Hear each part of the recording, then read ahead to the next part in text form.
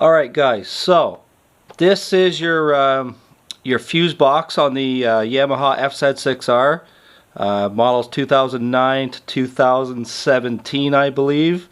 So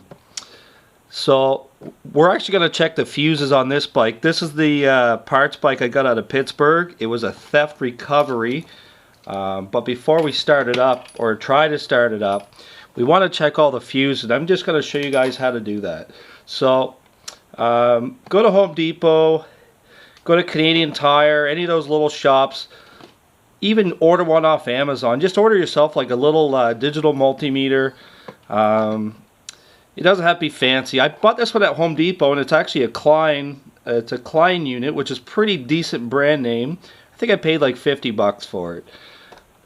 So, anyways, this little cover, you just gotta flip the little cover up, and then there's 1, 2, 3, 4, 5, 6 fuses and probably some spares on the side. So, let's get the voltmeter turned on here. We're actually going to check for continuity. So continuity is, hopefully you can see it. It's that little symbol there. I don't know how clear it's going to turn out on the video. Little beeper. It's got like a little beeper sound thing on it. So that's how we're going to check for the fuses. So it's pretty easy. If you want to know which fuses are which, it's actually written under the cover. Maybe the camera can see it, I'm not sure. So all you have to do is go fuse by fuse. Just go from one terminal to the other. Beep, we're good. Continuity, good. Fuse, good. Beep, good. So just go one at a time. You can hear the meters beeping, it's good. There we go.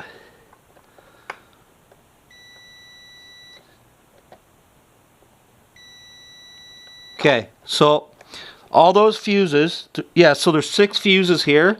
They range from, I guess, 10 amps, 20 amps, 15 amps. They're all different sizes, but essentially, like, there's ignition fuses under here, there's main fuses, there's other stuff. So the 6 fuses are good. The 3 over here on the side are just spares. You don't even need to test them.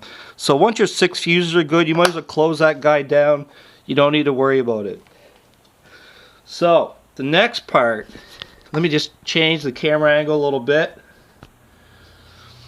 The next part is over here. There's a big 30 amp fuse here. It's got a plastic cover on it. I don't even know if I can get it out. Anyways, there's another way to check it. So there's 2 ways to do this. So we're going to go from the positive terminal here where the big wire is attached. Just follow this big wire. Go from that terminal.